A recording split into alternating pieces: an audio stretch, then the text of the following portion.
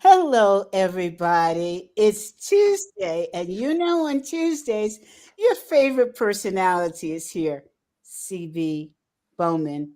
I don't think you know my married name. It's Aramanelli. Can we talk, right? Hey, everyone. Excellent day.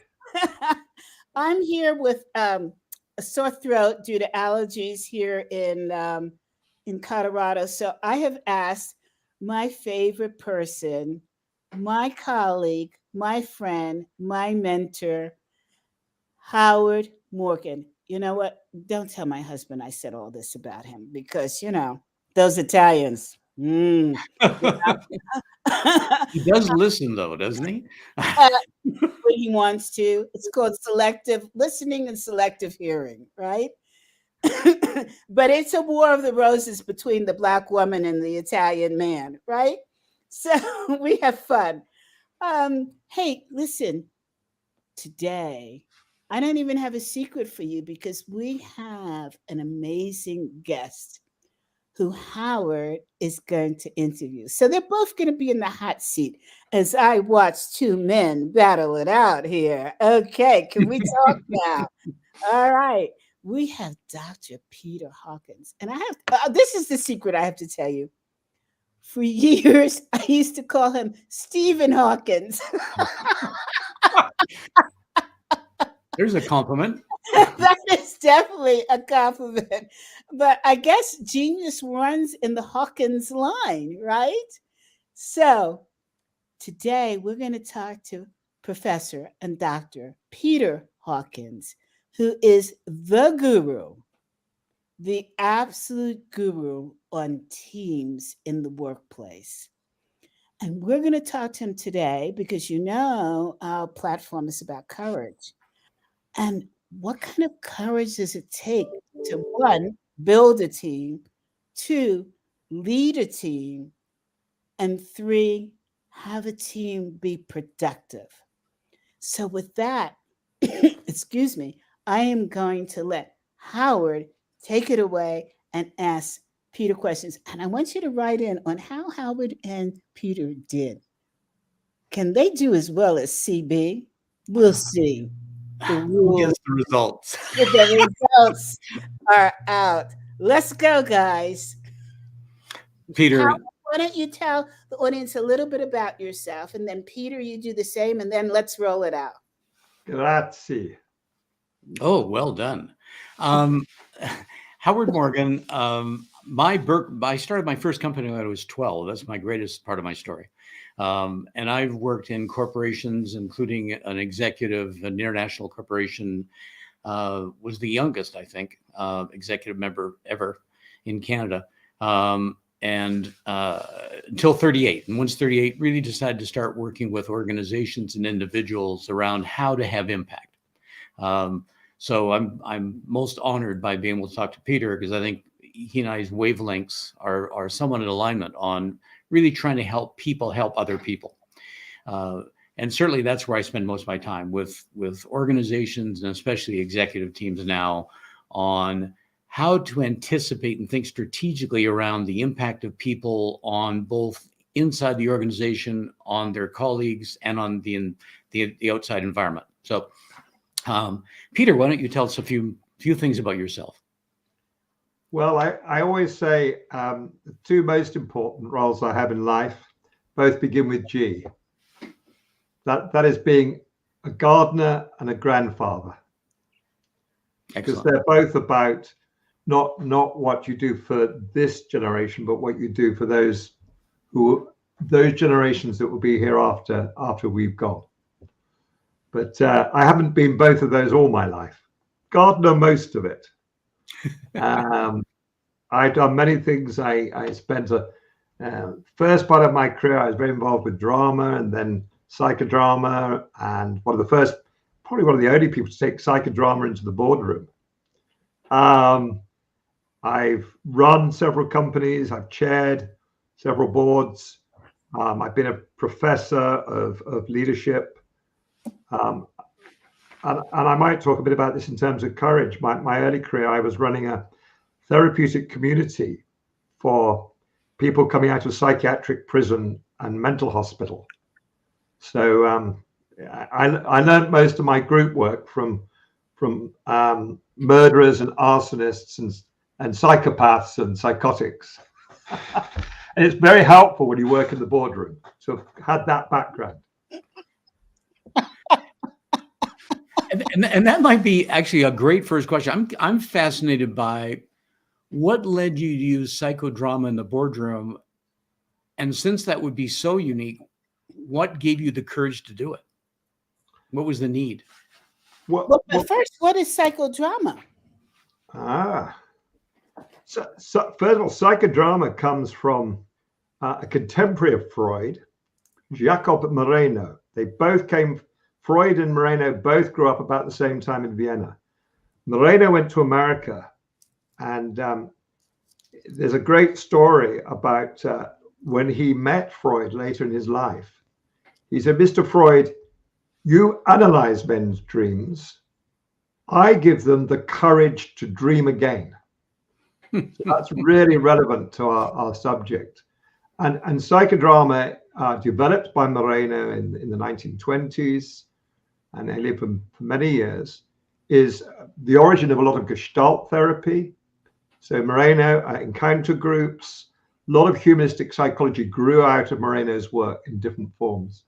But how do we embody what's going on in the dynamics, whether it's individual or group or organizational? So constellations work, a lot of that draws on psychodrama. And my own history was that I was all set to go and be a TV producer and a theatre director. And I got far more interested in what was happening in the rehearsal room than what was happening in the performance. And then I got involved with community arts, with children and with adults. I was very involved in the beginnings of drama therapy and then psychodrama. And then that drew me into mental health. So that's why by 26, I was running a therapeutic community of about 35 people, 24 patients, 6 staff, 6 people in our training program, training people to run communities around the world. And that just taught me so much. That's what got me to be systemic. Yeah. Mm-hmm.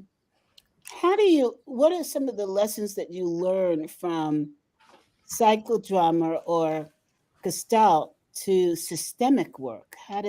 What's that bridge like?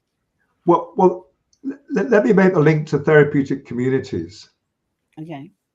Because therapeutic communities grew out of the Second World War when they discovered that many people who were invalided out with what was then called shell shock, then was called kind of battle fatigue, and is now called post-trauma disorder. Yeah. Yes. Many were coming from the same units, and they thought this was because those army units were under more pressure than the ones that had low rates of shell shock. But they found, to their surprise, this was not true. Some of the frontline units had very little people coming out with breakdown, whereas some of the ones with far less stress had very high levels. And then they found the ones that had very high levels of breakdown had high levels of addiction, high levels of conflict, high levels of disorder. And so they started to realize that we need to look at the health of the unit, not of the individual. That any one of us, CB, Howard, myself, if we were put into an unhealthy army unit, it would bring out our latent unhealthiness. We would go to, one of us would become psychotic, one of us would probably become depressed, one of us aggressive, and I won't say which. I know which one I'm claiming. So then, and this is very relevant to organizational work, they thought, well, can we, instead of putting people into hospital and treating them individually, can we put them into a community where they are responsible, along with all the staff, for creating the health of the community? And would that bring out their latent healthiness? And that's a pretty radical idea. right, from the Second World War. Mm-hmm. And so when I was reading your questions about, where have I been courageous? When I'd been working in this organization for 3 years before they asked whether I would run their largest community, which was very rapid promotion. I was younger than most of my staff team, younger than most of the patients. And so what I decided to do before I said yes is I said, I'm going to go and I'm going to ask the staff group, do they support me taking on that role? Because I'm not going to do it unless they would support me. And then I went to all the patients and I said, look, I've been asked to take on leadership. Do you think I should do that? And will you support me? And they said, absolutely. Fantastic. So that, I think, was a courageous step. And the second courageous step was, one of my first acts was, we had a cleaner and we had a cook. Wait, Peter, I have a question. When you went to these two groups, did you talk to them individually or as a group? Was it groupthink or? Well, I talked to them collectively, but I made sure we had everyone's voice in the room. Okay. Individually. Mm-hmm. Yeah, I did go around and talk to people individually as well, but but I did ask them, so what are your reservations about me taking on the leadership? Let's get that out on the table, because I'd rather know about that before I take the job or don't, rather than afterwards. Mm-hmm. Yeah, because I think already I kind of knew in my bones that leadership does not reside in leaders. Right. Leadership is always relational, right? Not just between leaders and followers, which lots of people write about. But I always say leadership is triangulated. It's co-created between leader, followers, and most importantly, a shared purpose. Mm-hmm. So I was also asking, are we the right combination to do what's necessary here? Yeah, I don't want just your followership, but if I take on the leadership, what is it we're going to do together? Oh, Peter, when you ask this question, and for some reason I'm getting a little bit of an echo, but so when you ask this question, how did you provide the space for them to say, no, I don't think you would be a great leader? Or, no, I don't see what you're proposing as being a benefit? How did you provide that space for them to be courageous to respond to you?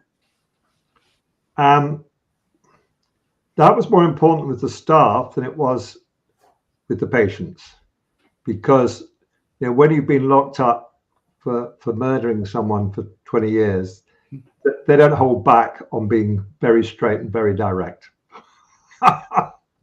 Yeah, as I always say, working with that group was far easier than working with a boardroom, because when you work with that group, the madness is on the table. It can't be denied.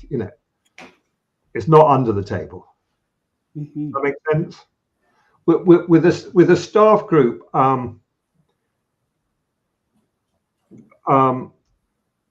with the person who was the number 2 there, who I'm still quite a close friend of, I said to her, look, I'm only going to do this if you are going to be supporting me and working closely with me. I can't do this without you. Yeah. So that was an important way of opening up that conversation. So I think there is something about asking, the courage is to ask with humility, yeah, and to ask from your heart. Then I think you get the honest answer. Whereas if it's the next agenda item is, will you support? You know what I mean? Yeah. Mm-hmm. And one of my first things I did, which also took courage, is I said, okay, if I'm going to take over, I'm going to not have an employed cook and an employed cleaner. Because yes, there's lots of distress in the community, but we're all able-bodied adults, right? So all the cooking, all the cleaning, all the decorating, all the gardening will be done by the community. That's staff and patients together, right? And of course there was, I'll tell you, within 2 months, we had better food and a cleaner community than we had before. So Howard, how does this relate to how you run your organization? Well, I'm fascinated. I mean, I think what Peter's saying is I'm fascinated by the concept of the learnings that come out of taking the courage to make that challenge, right? Because I think one of the things in going to people, and in many ways he's been kind to himself and understating it, is the building of the trust to be able to ask the question and conveying it in a way that allows people to feel comfortable in responding is the real challenge. And I'd be fascinated, Peter, to say, so for me, part of it is that they are used to me, they know me, they know I'll tell them the truth. In a lot of corporate settings and even community settings, to your point, people may not have that luxury. How do you sort of build their comfort and trust to be able to step forward and give you candid feedback? So you've raised the whole issue of trust, right? And so a quick story. I work with so many senior leadership teams, and quite a few years back, several of them would be having this discussion: do we have enough trust here? Do we trust each other or not? And by the time I'd sat in 3 teams going around that cycle, I thought, I don't see this as a helpful conversation. So I said, look, we just pause this conversation. Because I said, while you've been having this discussion, I've been thinking, who in my life do I totally trust? My children, who were still living at home but I said, my children, most of the time. My wife, more than my children. Myself, less than my wife. So I said, let's get real. Right? I'm not interested whether you trust each other or not. I'm interested, do you trust each other enough to put your mistrust on the table? Wow. Wow, that's interesting. Mm-hmm. Because we can measure mistrust in the way we can't measure trust, right? And I have an equation, right? So you might like this, that you can utilize. Our mistrust quotient is if I have a difficulty with you, Howard, or CB, I count the number of people I talk to about it before I talk to you directly, multiplied by the number of days between having the difficulty and talking to you. So if I have a difficulty with you, Howard, and I tell 5 other people about my difficulty with Howard before I said anything to you, and there are 30 days go by, I have a mistrust quotient with you of 150. That I can do something about. Yeah. I can bring it down. Yeah. Mm-hmm. Because, it's like a lot of these concepts is that we make them absolutes. And I always love the quote, I think it was Mark Twain who said, the more people talked about honor, the faster we counted the spoons. The more they talked about honesty, the more we checked that nobody was stealing the and it's the same with a lot of these core values. They become abstract. So when people talk about, do we trust? I say, do you trust who to do what? Mm-hmm. About what? Or and this comes back to courage. Because we often blame lack of trust for our failure to have the courage to have the difficult conversation. Yeah. So if you're saying that, then excuse excuse me, what is the answer if you have lack of trust? What's creating it? What's truly creating it? What we have to enable, I think, as systemic team coaches or consultants or individual coaches, is the ability to put the mistrust on the table and to be absolutely concrete about it and non-blaming of the other. To say, look, I want to share something with you, but I don't trust that if I share it with you, you might share it with 5 others. So, let's talk about, because if we can talk about mistrust, then we move forward. If we talk about we ought to trust each other, then the mistrust can go onto the table. Yeah. And part of that is to create a culture in a team where we always locate the issues in connections, not in individuals or parts of the system. You know, this is fascinating for many different reasons. One is, as a leader of a group of coaches, I've made many mistakes. And, and recently, I stepped down as chair of member services because I saw a person in the group who I felt was going to make an incredible leader over myself. And her name is Erica Lamont. And Erica Lamont took the lead with such great humility and respect. And recently she said to the group, I've made a mistake in taking the leadership on this group and being the chair. And I couldn't imagine what she was going to say. And she said, I have not taken the time to meet with each of you individually. And I thought, oh my God, is this not the right person? This is an amazing thing. But ironically, only one person took her up on it immediately. And so as I'm listening to this and reflecting back, I thought, that is something I never did with this group. And it's an amazing group of people. And there is something getting in the way. So the question is, now that I'm not the leader, is it too late for me to do that as the CEO of the organization? Do I involve the new leader?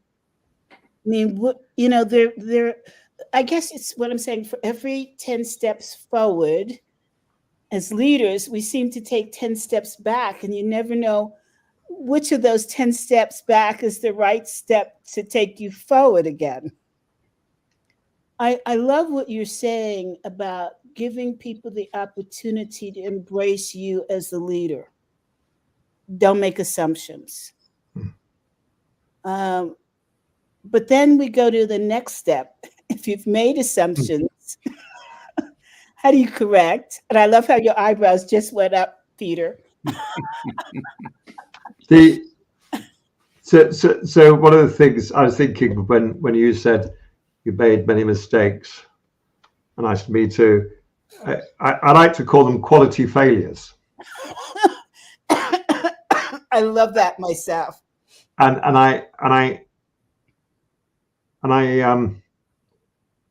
for me, a quality failure, what makes it a quality failure is if we can generate more learning out of the failure than the cost of the failure. Yeah. And I think we can sometimes do that quite rigorously. I know Netflix talks about sunshining your failures. Well, I worry a bit about that because it's like, look at my great failure. But the notion of the discipline of, can we generate more learning, not only for us, but for others through our failures? Yeah, can we compost our failures into new learning? I like that. Just the visualization works. Well, okay. So when you have a team that you're working with and you want to get to either root cause of issues or you want to move the team along and the team is stuck in terms of individual contributions because there is groupthink, what do you do about that? Right. So let me just take that at two levels. One is, because I think I train systemic team coaches now right around the world through the Global Team Coaching Institute. So we have people from over 100 different countries. And it's fascinating how often the question comes up, well, how do we deal with stuckness or resistance? Mm-hmm. And I love to go back to, the name's going, who started the National Training Laboratories and talked about force field analysis, that every force creates its equal and opposite force. Yeah. And I say resistance. There's no such thing as resistance, right? There's only someone else's energy flowing in a different direction than yours.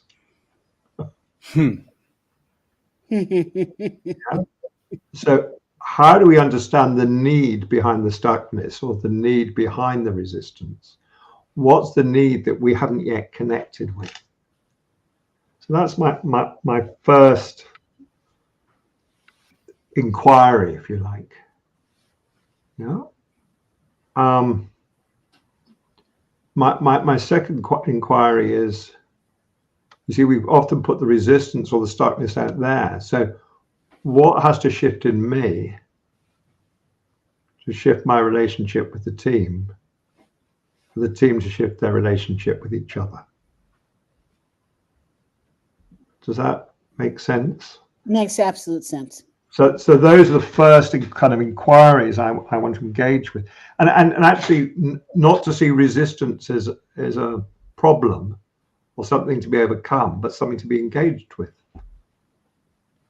Yeah, and it relates to another issue, which is to go back to what I said just now, that one of the things I'm very tough on is the blame game. Right. Because for me, in most teams, it's the biggest waste of time and energy. So the moment, and I say to coaches, for every minute you listen to someone who is blaming somebody else in the system or a part of the system or them or the government or whoever, a stakeholder group, the board, every minute you listen to them in a blame game, you are increasing their victimhood, right? Their sense of powerlessness. Yeah. So I say we have to, as coaches, as team coaches, we have to interrupt it the moment it starts. So when someone says in a team that I'm with, but the problem is the board, I immediately reframe from a blame to a what's the need, what's the request. So my reframe would be, the problem is the board, they never give us any direction. I would play it back as, so what I'm hearing is you haven't yet found a way of getting clearer direction from your board. Right. Yeah. The staff don't, the next level don't step up to leadership. I'll reframe it immediately and say, sorry, could you just pause there? What I'm hearing you say is you haven't yet found a way of creating the right space and enabling the next level to step up. So that, and sometimes it's just one word. When they say, but you can't do that in our organization, I just say, yet. That's great. You can't do it yet. Yep. Because I'm constantly having to return people from blame and victimhood into, we've got work to do. If it's blame, if CB, you start to blame Howard, I'd say, so what's your request to Howard? And I would do that across the room. Don't tell me about Howard. Don't tell me what's wrong with him. Tell Howard what it is you need from him, and in order to do what. Yeah. And I think most coaches are so trying to be supportive and empathic to the individual, they go into collusion with that blame and powerlessness and get into the drama triangle of coachee, victim, somebody out there is persecutor and them is rescuer. And that makes things worse. It doesn't just not helpful, it actually makes things worse. I want to continue this conversation, but I want to recognize my friend Holly Teska, who is listening in, and she's agreeing. She's a power pack woman, I tell you. She says, courage, curiosity, compassion, the path to honest conversation and understanding. Yeah, absolutely. I totally agree with that. I want to take this back a second because I want to tell a story here. In this group that I was talking about before, I had asked members of the membership committee, what are they doing about bringing in new members? And it was a very interesting month of conversation, or 2 months. And finally, I realized, because the conversation went, well, we need this and we need that and we need this and we need that. And after I had done everything to provide all the needs, the answers to the needs, I was still having that communication from members. And I thought, I'm tearing my hair out. I don't know what to give them. And finally, I realized, it was a very powerful realization. It's not what's needed. You're asking the wrong people. And so people who love and respect you don't want to say, I don't want to do that. But instead they'll say, but I need this and I need that. And I finally realized, wait a second. You're asking people because they're on the membership committee. You're making an assumption that they want to identify new members and talk to them. So wrong an assumption. You're in essence saying, go and be salespeople. By nature, coaches are not salespeople. And I thought, CB, you're an idiot. You're an absolute idiot. You did not recognize the fact that you have, one, not been asking the right question, two, to the right people. And so I said to them, I made a mistake. I have been asking certain members of this group to go out and market because you're in member services, not realizing that that may not be your cup of tea. So I'm going to invite you to send me a note and say, CB, I don't want to do this. I want to do that. And I'll be okay with it. But ironically, I haven't gotten any responses. So I'm still not doing something right. Yet. You haven't got responses yet. Yeah.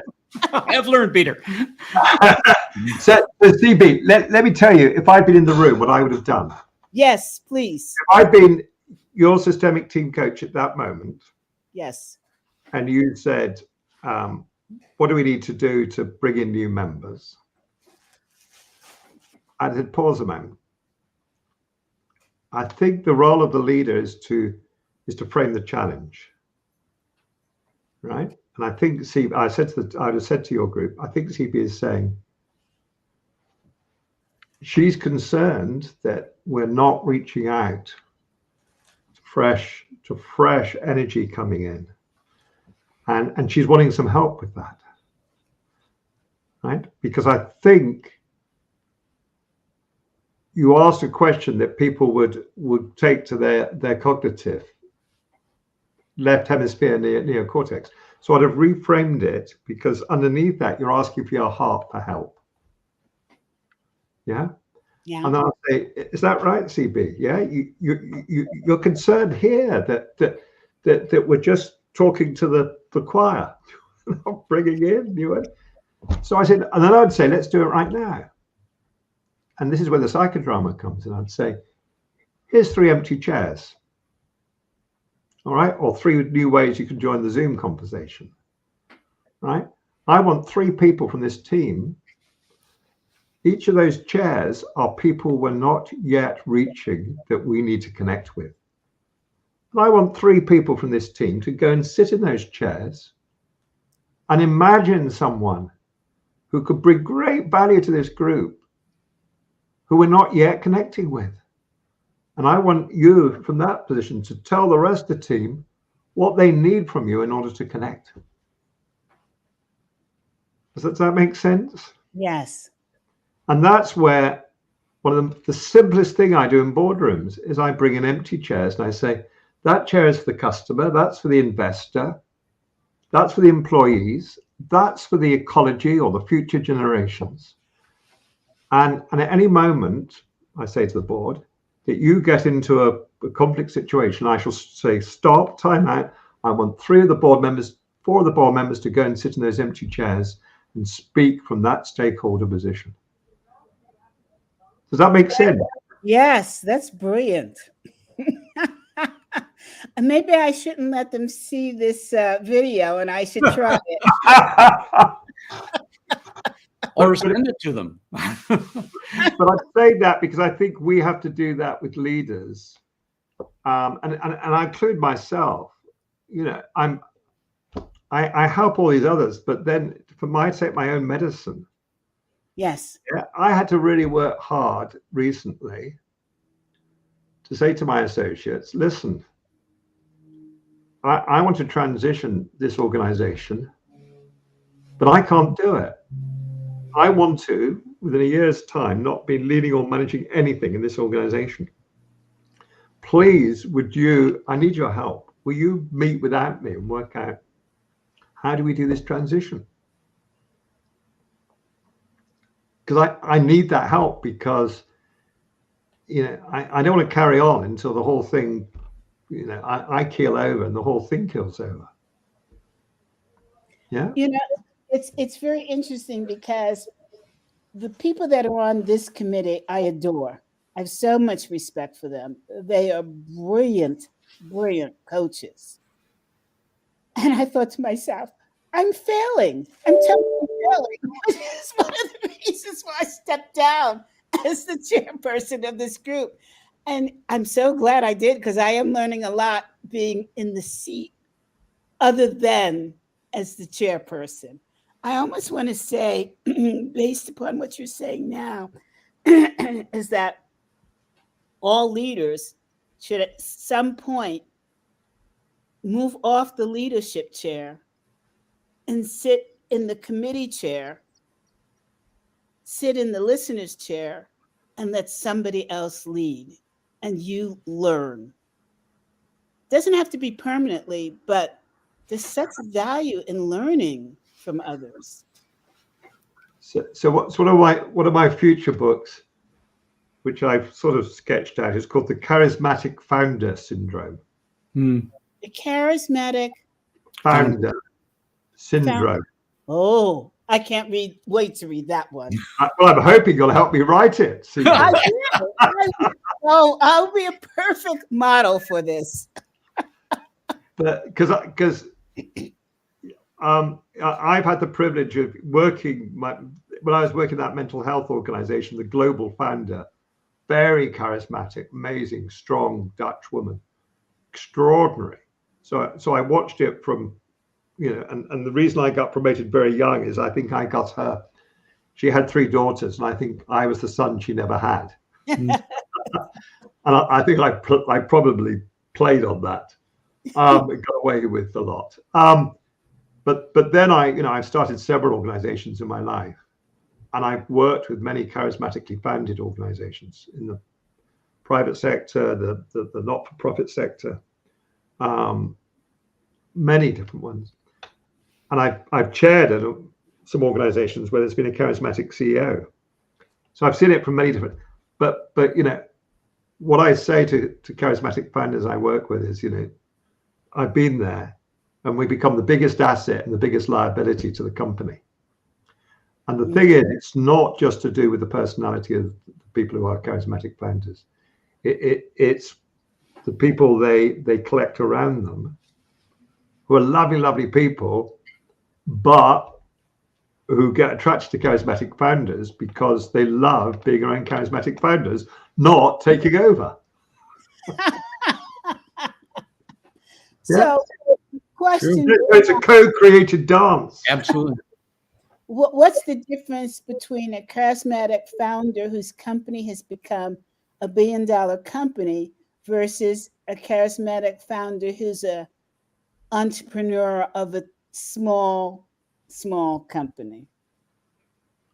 Well, I think a lot of the syndrome or the pattern is similar, and we have to realize it's no good just the charismatic founder changing, or the followers changing. We've got to change the dance, not just the dancers. Yeah. Okay. Howard, I love you, but I think I'm also going to ask Dr. Peter Hawkins to be one of my mentors. I need help. You're in good hands. So let me just tell you one phrase I said to a charismatic founder just recently I'm working with. Very successful growth organization, but very, very dependent upon the charismatic founder. He said, look, please help me, with the whole succession process. I said, you are unsucceedable. You are unsucceedable. Yep.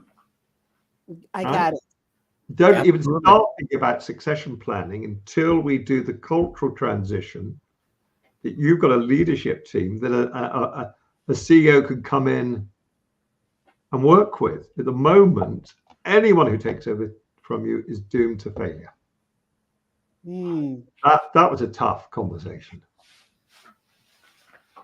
That makes sense? I'm sure you've seen that as well, Howard. Absolutely. You worked with. Yeah. So, Howard, how do you help prepare founders to let somebody take their place? Well, I'm fascinated by some of Peter's comments because a lot of my work is around the question of what's the relationship between commitment and to self-improvement and actually believing in your ability to be better and governance, right? So to what degree, if you constantly try to get better, does that create a better environment than if you believe that because you're, for example, in this case, the founder and you have most of the answers, and what the relationship between that is. And I think the Peter's comment, he's right. It's what environment do you create? So if you're a founder, am I building into that environment something where people will feel able to play a part and understand the boundaries and the roles in those parts, so that in essence it becomes almost detached from the founder? So because there is a time when if you have the charismatic leader, and I've worked with one about 3 years ago, where the person knew what they were successful at. So when they replaced themselves, nothing happened because the rest of the team knew that this new person would not jump in and start micromanaging them or start giving them guidance, when in effect, the founder was really about external focusing. When I interviewed Michael Beignet, coloring the Coloring Box, I think is his company's name. Yes. And when he stepped out, he said exactly what you just said. And what you said, Peter, he wanted to ensure that the culture that the new leader was going to bring in would be equally, if not more, respected than the culture he was leaving. And part of that is the organization founder led or purpose led? Absolutely. Because Absolutely. I wanted, when I read your questions around courage,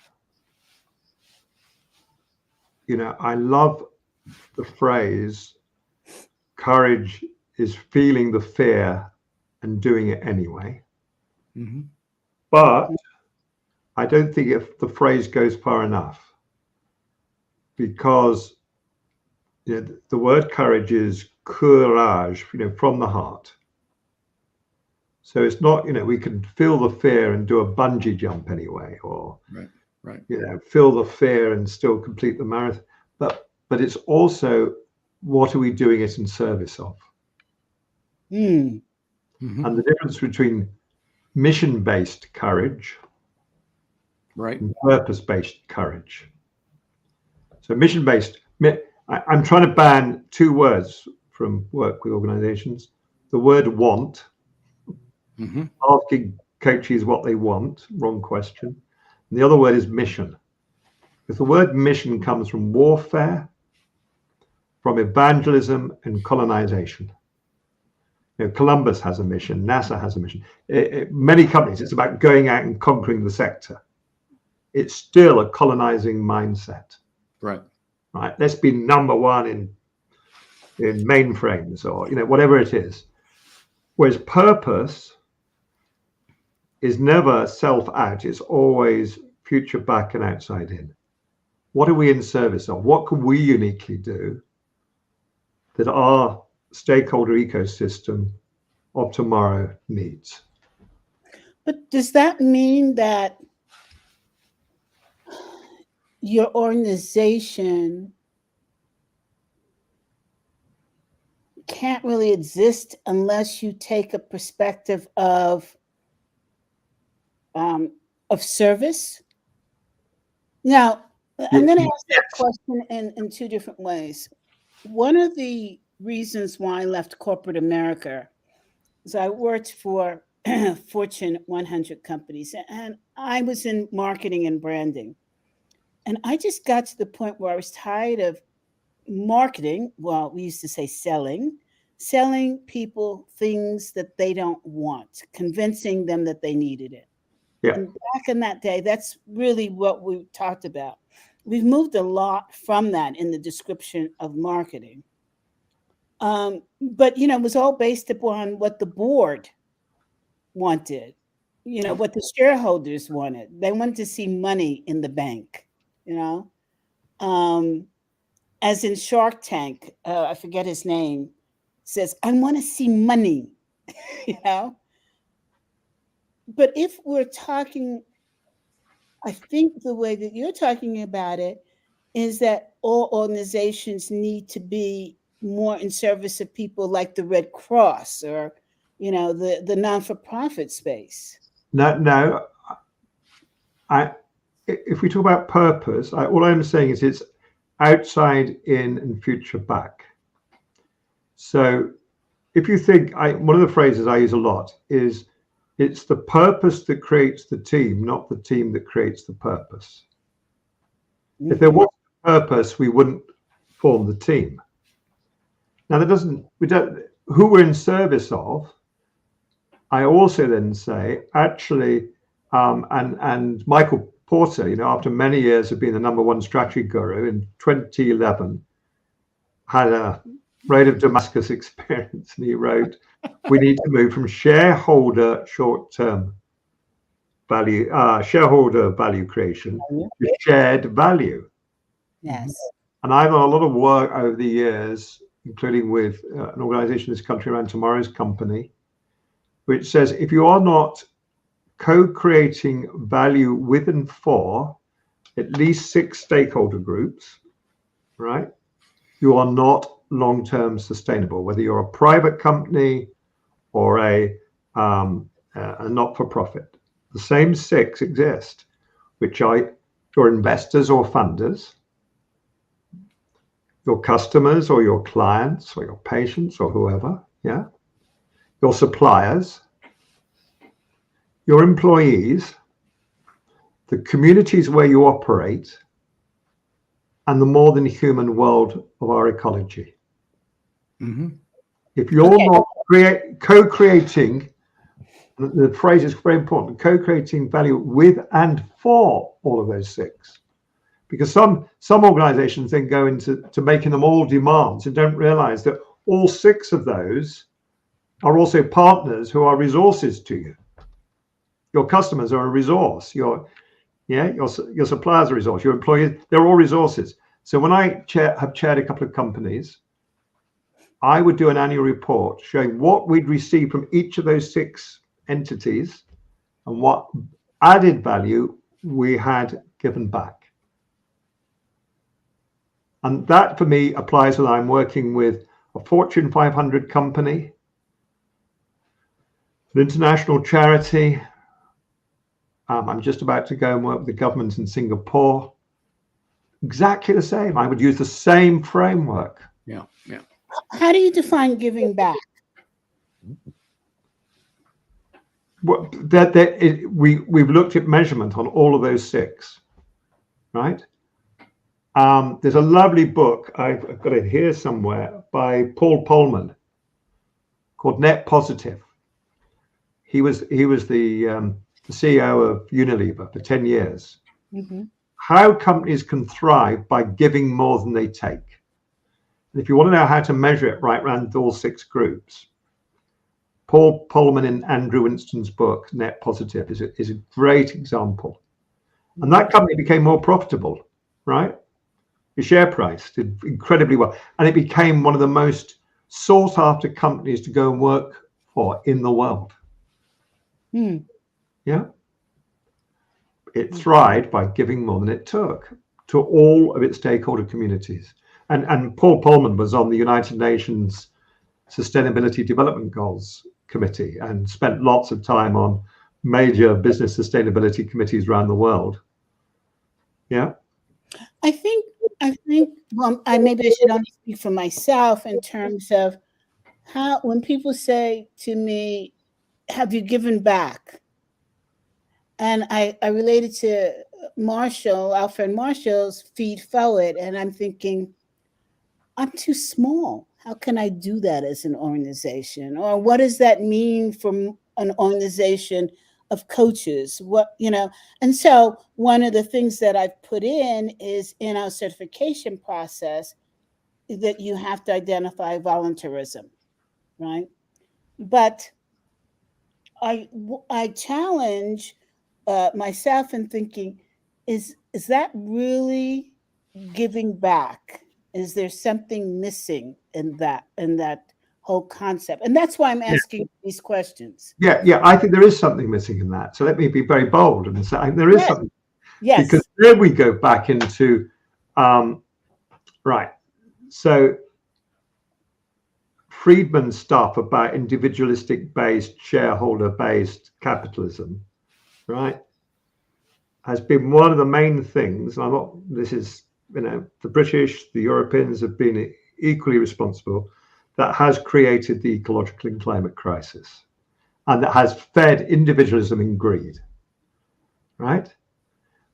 But the way out isn't to say, well, I'll earn my money from doing my corporate work and then I'll do some voluntary work on the side. That's a splitting. Right. If I work for a commercial organization, I'm going to charge them a big fee, but I will say, we've got to work out together how in partnership, your time and investment, what you're paying me, how that is going to create exceptional return on investment, not only for you as a team, but for your organization and all those stakeholder groups. So I start every coaching conversation with not what do you want, but what's the work that life is requiring us to do today? Right? how are we, so right in the core of our work ought to be collective value creation.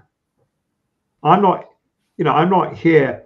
I wrote this book, Systemic Coaching, delivering value beyond the individual. And it starts the story of being in South Africa, helping the whole of the Western Cape look at how to become a coaching culture. And they developed this strategy, and I said, all right, they wanted me to come and comment. And I said, no, let's bring all your stakeholders into the room. Frontline leaders, middle leaders, senior leaders, people from the hospitals, the schools, the taxpayers. We had 2 people representing the future generations of the Western Cape and 2 people representing the ecology. And the moment I never forgot was a young, very tall, black frontline team leader stood up and said, when I listen to this strategy, it sounds like the people with the big offices, the big cars, right, the big paychecks now get the big coaches. He said, it sounds like coaching is very expensive personal development for the already highly privileged. Oh my God, that's so true. That was my experience in corporate America. And it hit me in the stomach. Yeah. I thought, is that what I'm doing? Is that what I want to be doing? Yeah. So it took me 10 years from that happening to be able to write a book, which was all about how do we not have coaching as very expensive personal development for the already highly privileged. How do we stop making the coachee our client, but our coaching partner? And I very clearly say my first meeting is, tell me about you. Often I say, tell me about you in a way you've never described it before. Then I'll ask you about what you really care about, what makes your heart sing. Then I'll say, so now tell me, who does your work in life serve? And my next 15 questions are, and who else? And what else? And who beyond your family? Who beyond your organization? And I keep asking that question. I say, all right, now let's invite all those people into this room. And if they were all here, what would they say is the work, CB, you and I need to be doing together that you can't do by yourself, I can't do for you, but together we can? What would they be telling us is the most important value-creating work we can be doing? Because I want to be on that agenda, not the agenda of what you think you want from coaching.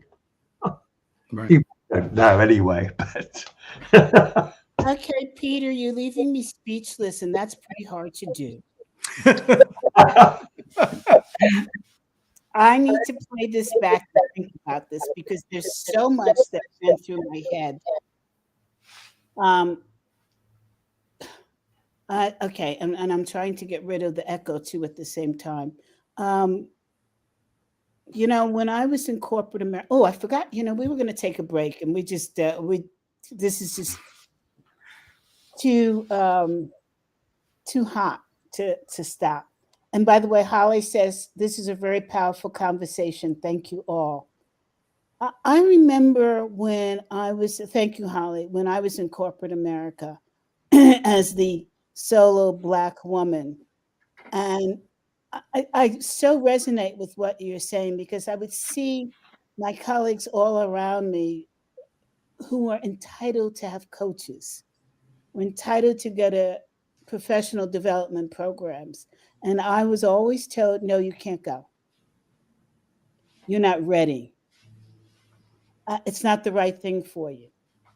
And so what this gentleman said to you in Africa, so much exists here in the United States. And I remember when I first started the work that I'm doing now, I started as a career coach. And I was giving a presentation to a junior group of executives. They're all Black, part of the, I forget the name of it. There's an executive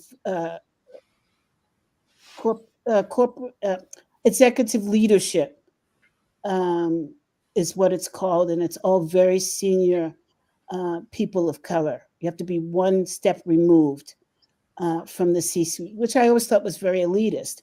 But I was talking to their junior group, which was 3 steps removed. and about the importance of having a coach. And one of the women raised their hands and said, I have a coach. And I said, that's terrific. Is the company paying for it? And she said, not only are they not paying for it, I can't tell them I have a coach because I would be admonished. Oh, Wow, that's And I've heard that for so many people of color. It goes back to slavery. Stay in your place, stay in your zone. So, when you were talking, this flashed before my memory. And I thought, we're doing a lot of work around the world in leadership. And we have so much more to do here in the United States. well, let me just say, if there's anyone listening who's in that situation that you were in, that woman was in, somebody says you're not ready for coaching, just ask them one question. How do you know that investing in someone else will create a bigger return on investment for the organization and all its stakeholders than giving coaching to me? And where is the evidence? great question. And you probably would have been terminated asking the question because you're considered sassy, out of your league, a troublemaker, all of the above. And so that's where the rubber meets the road, Peter. But that's where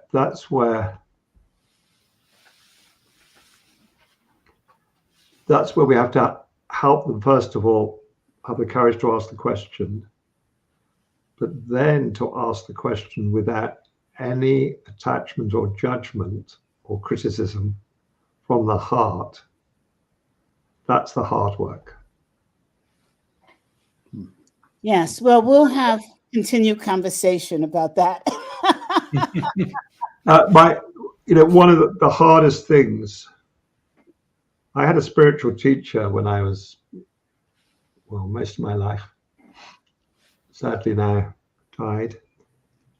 And on one occasion, he said to me, he was a man, came from a whole Indian lineage, but was part European, part Indian.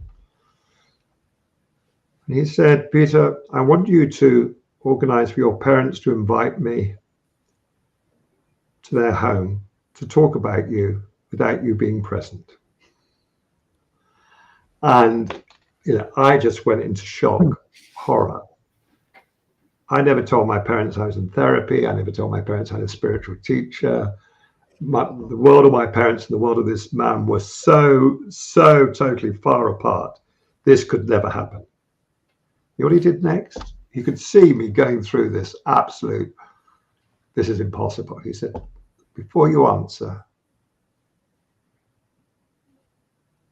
and tell me that they won't do that, he said, let me just be clear. If you ask them from your heart, they will say yes. And I thought, you bastard.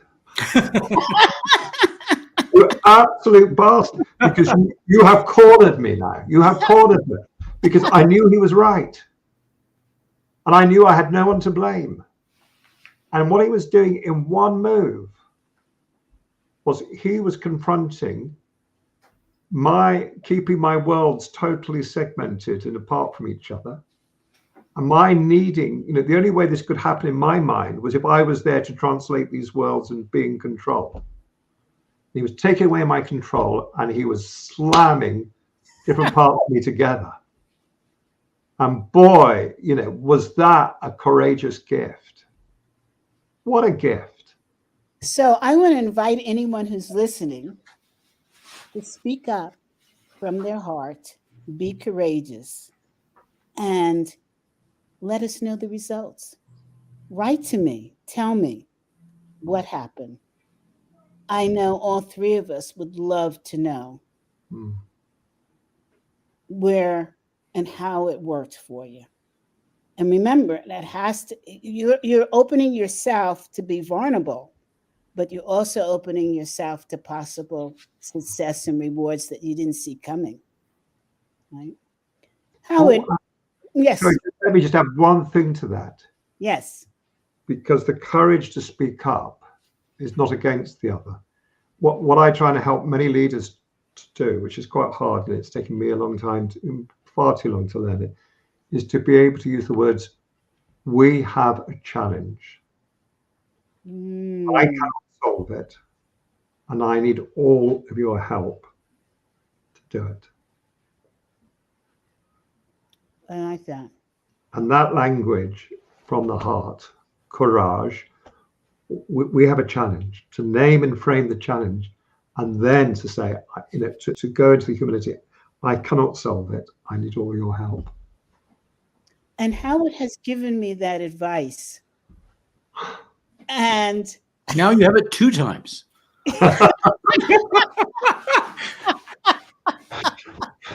And I have been chicken to use it on occasion. Oh my God, my audience is probably falling on the floor laughing because they know I say it like it is. I'm just so Howard, that's because you and I haven't yet found the right way of saying it. That's right. That's right. But we will. I think I have a gang against me here. Howard, any questions that you want to ask Peter?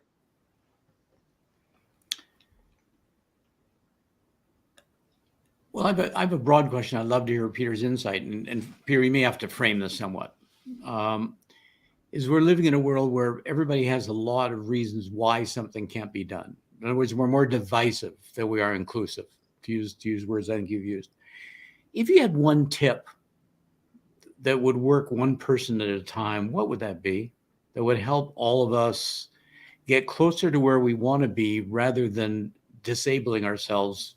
Because I resonate back with your excuses, which I totally think is powerful. But what's the one thing? And again, it can be small, it can be big. But what do we need to do to empower ourselves? Because I with respect, I'm going to slightly turn the question, because Perfect. I think we are now living in a world where we are leaving for my grandchildren bigger challenges, a world of greater demand. There are more than 3 times the number of people on this planet Right. than there were the year I was born. No other generation has experienced that. It was 2.4 billion when I was born. It's 7.9 billion now. No other generation has lived long enough to see the world's population treble. Yeah. Ever. Not only do we have a bigger population, we have greater expectations because of the internet, and we now know what the best are getting, and everyone wants it. And we have diminishing resources. Right? We are over each year. We are using more than a year's worth of resources earlier in the year. Yeah. So we are leaving our children a world of greater demand for more at higher quality with less resource. Now, I don't think we can any longer change the world one person at a time. So I think we have to move from shifting individuals to shifting the connections. I don't think, I often say the road to coaching hell is paved with aha moments and action plans that never get acted. Right? Let's get beyond that. So I was once asked a question in one of these big conferences, if it was the time of the Iraq War, if you were coaching Tony Blair and George Bush Jr., right? What would you say to them? I thought about it and I said, it might be the same if we talk about the president of Ukraine and the president of Russia.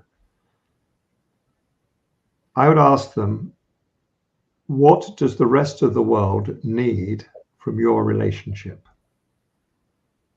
Mm-hmm.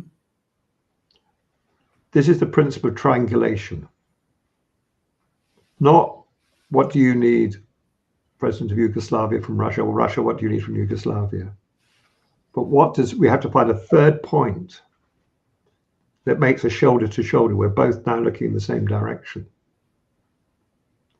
So I think that the very simple thing we have to do, whether we're coaching individuals or teams, is we have to go shoulder to shoulder with them and look at what does their world of tomorrow need from them, not what do they need from each other.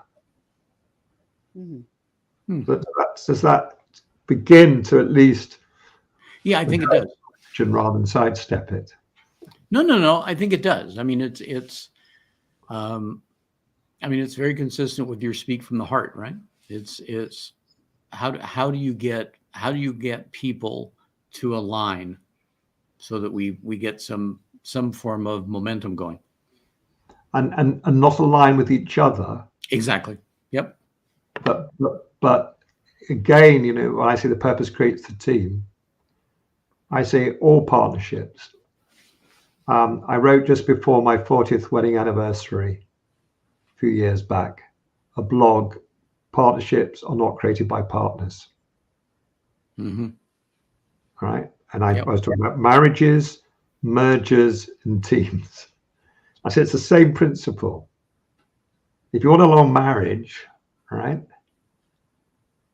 There's a nice story. The man who'd been married for 70 years, and they were interviewed on the radio, and they said, how come you've stayed in love with the same woman for 70 years? He said, I haven't. So I've been in love with at least 10 different women. I was just lucky they all had the same name. And we have to, a quality marriage is to do with not what you get from each other. It's to do with what you could do together that you cannot do apart. Right. It's the purpose that creates the marriage. Yeah. Right. It's that third entity. It's the purpose that creates the team. It's the purpose that creates the merger. So when I was working with a cultural merger of two big finance institutions, they said, would I help them with their cultural merger? I said, what are you trying to achieve? They said, we're trying to achieve the best of both. And I went like that. They said, what's the matter? I said, sorry, I've given myself away with my non-verbals. I said, please don't ask that question.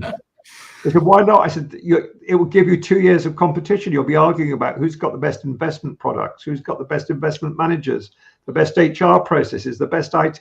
I said, it's a recipe for 2 years of non-value adding competition. He said, so what should we ask? And we kind of explored it. We did an inquiry. The question we came up with is, what through this merger can we give birth to that neither of us could have done by ourselves, that the financial world of tomorrow needs? You see, that changing of the question is so fundamental. Yep. So not only can I see business advice from you, I can also see, as a newlywed, marriage advice. So when are you coming out with your book on long-term marriage?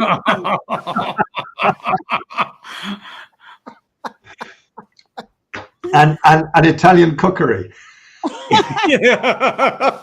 Touche. Peter, I hate for this to end. You and Howard have been, well, Howard was supposed to be hosting. He's turning out to be the guest also. So I love having both of you on, and I want to thank you both so much for this. This is going to my top interview file, even ahead of my interview with Marshall. So don't tell Marshall. And I'm so sorry we have to end, but we are running like 20 minutes over. Who cares? Who cares? Audience, rules do not constrain you. Let me say, it's been a pleasure to be with you both.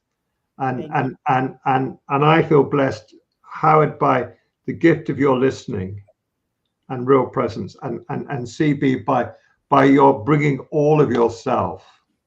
Yeah, to bring yourself not only as a great coach, a great leader, but but someone who's brought your own challenges, and that has been a gift. Thank you. Thank you, Peter. Thank you both. Thank you. Okay. I'm supposed to be a kick-ass woman, so I won't get teary-eyed. Okay, so fantastic interview. I can't wait to do another one with both of you. Audience, I don't even know how to end this one, so I'm just going to say this is CB Live on Courage. And I look forward to seeing you next week. Write in, talk to us, let us know what you think. And this is available by podcast. Don't forget. Bye now. Bye. Not now.